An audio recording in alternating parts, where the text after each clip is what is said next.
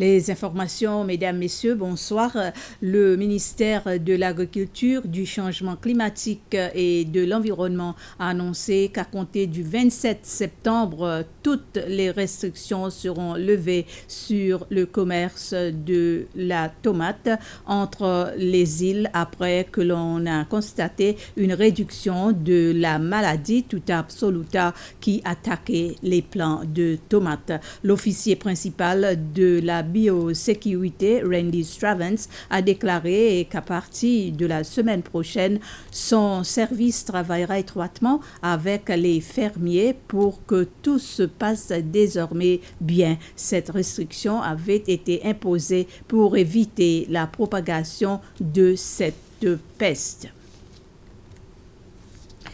Les fonctionnaires de l'Agence de protection sociale suivent une formation sur les risques, l'impact et les moyens de lutte contre la corruption et sa propagation. La formation est annoncée par la Commission anticorruption. Elle a été officiellement lancée par la ministre Patricia Franco qui a affirmé que l'événement marque un nouveau commencement pour son ministère qui, d'après elle, avait été l'objet de critiques de corruption et d'abus dans son fonctionnement dans le passé. L'équipe de l'ASP succède à celle du département des affaires sociales. Elle va être suivie par un groupe du département de l'emploi. La commission anticorruption a révélé que cette série de formations a débuté depuis 2017.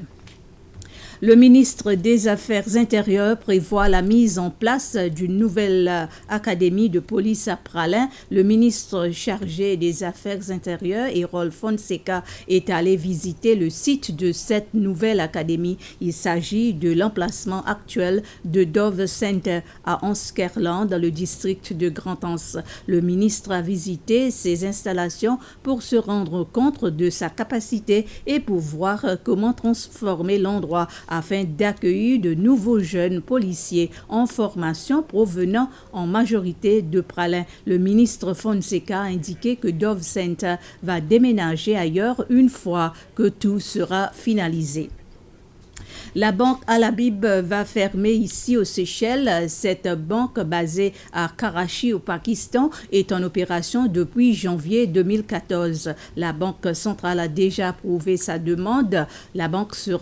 Cette banque sera active jusqu'au 30 novembre, mais elle restera ouverte pour les procédures de liquidation des opérations, à savoir le repaiement des clients qui possèdent un compte ainsi que le repaiement des dettes. La banque Al-Habib a indiqué que sa décision de cesser ses affaires aux Seychelles est due aux difficultés de mettre en œuvre ses stratégies de développement. Cette banque est actuellement basée dans l'immeuble Capital City au centre-ville.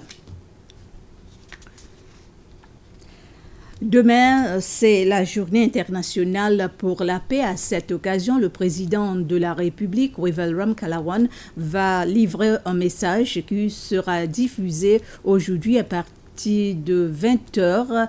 Le message sera diffusé sur SBC1, Radio CCL et Paradise FM. Merci de votre attention et bonsoir.